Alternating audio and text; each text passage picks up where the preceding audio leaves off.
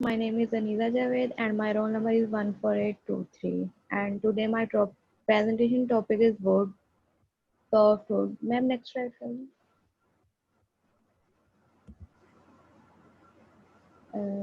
Specifically अगर हम बात करें, इसकी दो टाइप्स हैं वुड की, soft wood and hard would. और ये types of would depend on various factors के, ये वेरियस फैक्टर हैं। स्ट्रेंथ, क्वालिटी वाइज वुड की क्या क्वालिटी होगी, हार्डनेस। कुछ वुड होती हैं वो हार्ड होती हैं, कुछ होंगी स्ट्रॉन्ग और कुछ होती हैं वो सॉफ्ट होती हैं। और इनके ग्रेन कैरेक्टरिस्टिक बात करें तो ये इनके कैरेक्टरिस्टिक एक दूसरे से डिफर करते हैं। कुछ वुड होती हैं ओवल शेप की होती हैं और इन्हें गौर से देखा जाए तो इसकी शेप वो नेचुरल नजर आती है। और इन्हें अगर दरख्त को काट दिया जाए तो हम जब देखते हैं इसके टेम्बर और पैनल को, जब हम देखते हैं उस पर कुछ निशान नजर आते हैं, वो ग्रेन कैरेक्टरिस्टिक्स के ही होते हैं। आजकल तो वैसे भी काफी ज्यादा आर्टिफिशियल टाइप्स आ गई हैं वुड की, जैसे फार्मिका है, उसकी फार्मिका के ऊपर वो जिगजैग टाइप वो लाइनें होती हैं ग्रेन कैरेक्टरिस्टिक्स की। कॉस्ट कॉस्ट इस दरख्त में बहुत सारी मतलब कॉस्ट के दरख्त होते हैं, जैसे सिडार सिडार वुड है, वो बहुत कॉस्टली मतलब पाई जाती है, कॉस्टली। और ये बहुत एक्सपेंसिव वुड है, सिडार वुड बहुत कम जगह पे पाई जाती है। स्टेबिलिटी स्टेबिलिटी पॉपिंग की कैरेक्टरिस्टिक्स कितनी है, जैसे हम वुड को पानी में रख दे तो फूल फूल सी जाती है, और इसे हम कहते हैं इसकी स्टेबिलिटी क्या है, वुड टूट जाती है, स्वेल हो जाती है। वेट, इसका वेट क्या है, लाइट वेट है या इसका ज्यादा वेट है। कलर, इसमें आजकल काफी कलर आ गए हैं वुड में। रेड कलर की वुड होती है, brown, light brown, dark brown colour की होती हैं। और ड्यूरेबिलिटी लॉन्ग लास्टिंग, मतलब वुड की टाइप्स की बात करें तो वुड की टाइप्स, सॉफ्ट वुड की ड्यूरेबिलिटी है वो हार्ड वुड की ड्यूरेबिलिटी से ज्यादा होती है। अवेलेबिलिटी देखा जाए तो ये एरिया टू एरिया डिफर करती है। और इसकी कुछ ऐसी टाइप्स हैं जो मतलब एशियन कंट्रीज में पाई जाती हैं, जैसे पाइन का ट्री हो गया, सफेदे का दरख्त। और ये नॉर्थ अमेरिका में भी इसकी ड्यूरेबिलिटी है वो ज्यादा मतलब ज्यादा है। थैंक यू बेटा, ma'am next thank slide you कर सो दीजिए। Much. My name is Kizra, roll number 1484. ऊंचा बोले Today बेटा, my topic is ऊंचे बोले। Today my topic is challenges for women entrepreneurship. More caution, attitude towards risk. जैसे कि मैं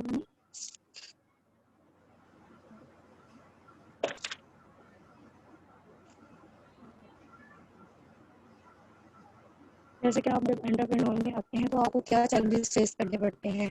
मोर कॉशन, एटीट्यूड टुवर्ड्स रिस्क, मतलब कि आपको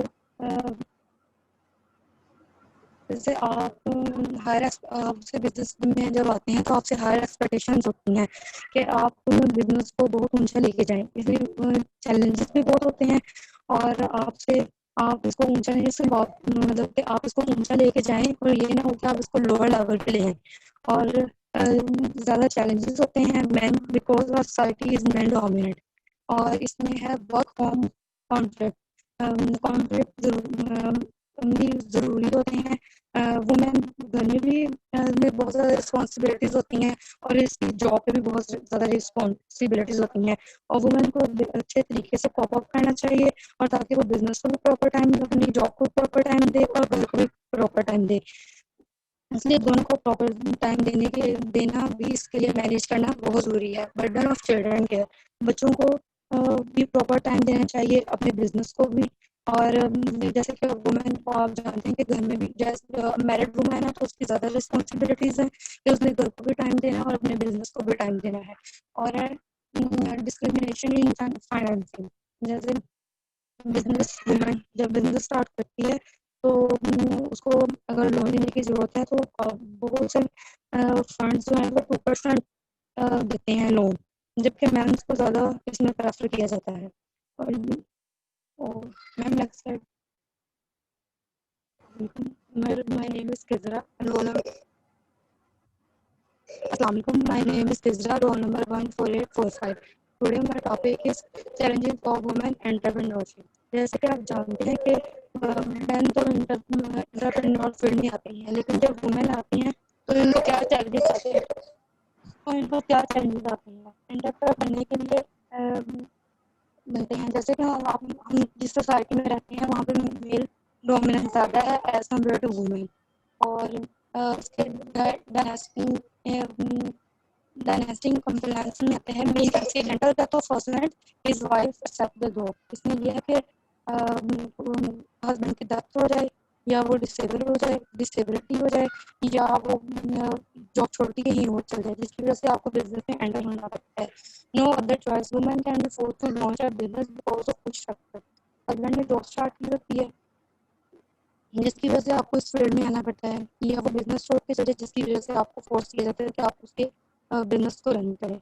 entrepreneur by chance, sometimes there are some accidental factors force women to become an entrepreneur। कुछ factors की वजह से आपको इस फील्ड में आ जाते हैं। बाज़ औक़ात आपको बहुत अच्छा चांस मिल सकता है, बाज़ औक़ात आप इंटरेस्ट की वजह से इसमें आ जाते हैं, और बाज़ औक़ात आप फाइनेंशियली बहुत स्ट्रॉन्ग होते हैं जिसकी वजह से आप एंटरप्रेन्योर बन सकते हैं। नेक्स्ट स्लाइड में natural succession, she has the natural business talent and capacity of business। ये नेचुरल टैलेंट होता है वुमेन में, नेचुरल कैरेक्टरिस्टिक्स होते हैं प्लेटफॉर्म को रन करने के लिए, और कैपेसिटी होती है और एबिलिटी होती है कि आपके अंदर कि आप अपने बिजनेस को ज़्यादा अच्छी तरह से रन कर सकते हैं, और आप इस फील्ड में रहकर इसको ज़्यादा अच्छे बेहतर तरीके से कर सकते हैं as compare to man. Pure entrepreneurship is a professional as well as lifestyle choice. आप एजुकेशन की वजह से इसको आगे ले सकते हैं, या आपको जॉब में ऐसी ट्रेनिंग दी जाती है कि आप अपने बिजनेस को रन करना सकते हैं, और आप अपनी हायर लेवल और हायर डिग्री ऑफ एजुकेशन की वजह से इसको आगे लेके जा सकते हैं। नेक्स्ट स्लाइड में मैम ये मैंने ना बोलूं, excuse me ma'am. Ji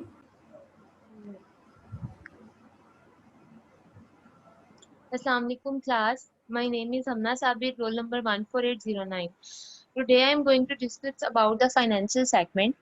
There are three basic financial statements must be presented. Number 1, the pro forma balance sheet.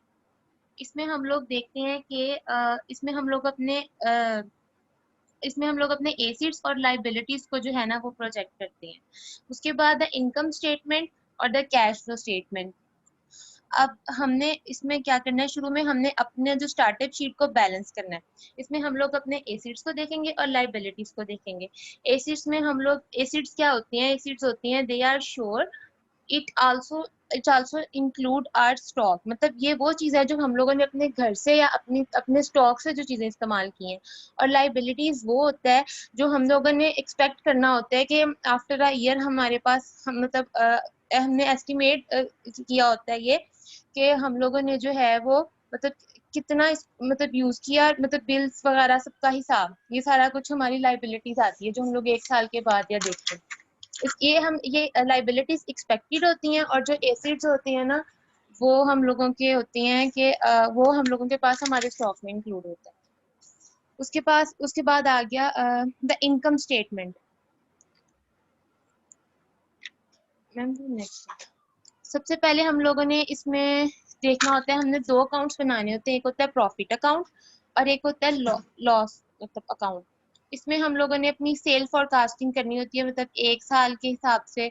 इसमें हम लोगों ने जो है ना अपने टोटल कॉस्ट देखते हैं कि हमारा प्रॉफिट कितना हुआ है, हमारा लॉस कितना हुआ है, और हमने टोटल जो हमारी कॉस्ट है ना उसको देखना है। उसके बाद हम लोगों ने the cash flow statement, ma'am I think so आगे अगली स्लाइड्स पे हैं। नहीं, इसी में है, आप इसी में बताएं। इसी में है, बाकी फिर तो उसके बाद सारी आ गया स्लाइड्स डिफरेंट हैं। जी द कैश फ्लो स्टेटमेंट आ गया। उसके बाद मतलब हमने इसमें कैश फ्लो स्टेटमेंट में हम क्या देखते हैं कि 1 साल में कौन से वो रास्ते हैं कि मतलब जिससे हमें मतलब पैसे हैं जो हमने अपने बिजनेस में लगाने हैं वो कहाँ से आएगा, या फिर जो है वो हमने कहाँ कहाँ खर्च, या हम उसको कहाँ कहाँ खर्च करेंगे। ये जो कैश फ्लो स्टेटमेंट है हम ये सब कुछ देखने के मतलब पैसा किधर से आना है और उसको हमने कहाँ कहाँ लगाना है। फिर उसके बाद आ गया क्रिटिकल रिस्क सेगमेंट। इसको हम लोग जो है इसमें देखते हैं कि इसमें हम अपनी मतलब इसमें हमने ना हम लोग एहतियाती तदबीर करते हैं। कि अगर जो है वो मतलब अनफेवरेबल कंडीशन आ गई तो हमने इसको कैसे फेस करना है। फिर उसकी या फिर हमने इसमें ये देखना है कि हमने इसमें हर तरह के मसाइल के लिए भी तैयार रहना है। अगर मतलब अनएक्सपेक्टेड डिफिकल्टीज आ रही हैं तो हमने उसको किस तरह सॉर्ट आउट करना है। और ऐसे बहुत सारे लोग हैं, अगर वो मार्केट में हैं, एंटर हो जाते हैं, तो हम लोगों ने इतनी गुंजाइश रखनी है कि हम लोग कंपटीशन में भी compete कर सकें। उसके बाद आ गया harvest strategy segment. Thank you इसमें हमना, हम लोगों ने thank you Hamna, thank you बेटा। Thank you Hamna ma'am. मुझे बस एक सवाल का जवाब दें, वो ये कि यस मैम। ये जो आपने सेगमेंट्स बता रहे हो, ये सेगमेंट्स जो हैं ये क्यों ज़रूरी हैं, ये कहाँ काम आते हैं? मैम ये हमारे लिए इसलिए जरूरी है ताकि अगर जैसे कि मैंने अभी लास्ट में हम लोगों ने बोला कि हम लोगों को हर चीज के लिए प्रिपेयर रहना चाहिए। ये सेगमेंट्स हम हमारे कहाँ implement करते हैं? ये सेगमेंट्स हम लोग कहाँ यूज करते हैं हम्म, मैम? ये जब हम लोग मतलब जब हम लोग अपने मतलब बिजनेस स्टार्ट करे हो तो पहले ये सारा कुछ डिसाइड करते हैं कि हम लोगों ने इन चीज पे भी फोकस करना है कि अगर हम मतलब हमने प्रॉब्लम्स के लिए तैयार रहना है पहले ही। ठीक। नेक्स्ट कोई देना मैम चाह रहे हैं मेरी यानी? कौन? नाम बताएं बेटा। तैयबा मैम। तैयबा, आपका क्या टॉपिक है अभी जो मैम भी? प्रेजेंटेशन ये, यस मैम, ये बिजनेस ऑर्गेनाइजेशन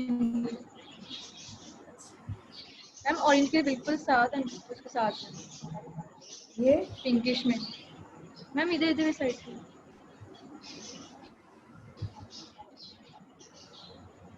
यस मैम। जी, अभी कोई और रहता है या बस आप ही हो? नहीं बेटा, आप दें, स्टार्ट करें बेटा। Assalamualaikum to all. My name is Taiba and my roll number is 1481. So today my topic is business organization. 3 ways to organize the business. First one, sole tradership. Sole tradership also known as a sole proprietor. Sole tradership वो business है जिसमें एक ही इंसान own and operate करता है business को। In a business one individual face all risk, all of the profits, bear all of the liability. इसकी एग्जांपल्स आ जाती हैं जैसे कि beauty parlour, barber shop, general store and sweet shop. हम नेक्स्ट करते हैं। एडवांटेज ऑफ सोल ट्रेडरशिप इसकी है कि इसमें वन मैन ओनरशिप होती है। ये इजी टू सेटअप मीन्स कि इनएक्सपेंसिव बिजनेस स्ट्रक्चर है। इस्टेब्लिश एंड मेंटेन इजी से हो जाता है। और इसमें गवर्नमेंट रिपोर्टिंग होती हैं। नो प्रॉफिट शेयरिंग, कोई प्रॉफिट शेयरिंग नहीं होती। लेस कैपिटल रिक्वायर्ड होती है। एडवांटेज होता है टैक्स का, all profit and losses to the proprietor. एक ही इंसान को प्रॉफिट और लॉसेज देखने पड़ते हैं। डायरेक्ट इंटरेक्शन होता है विद कस्टमर्स के साथ। मैं नेक्स्ट कर दें। Limited resources means all business structure has its limitations. Then आता है limited business life. इसकी limited business life होती है। Then unlimited liability. Unlimited liability means the individual is personally responsible for all business debits. Lack of continuity if owner is absent. अगर owner absent होगा तो इसका long term business नहीं चल सकता। Thank you Taiba. तैयबा, आपका पूरा नाम क्या है बेटा?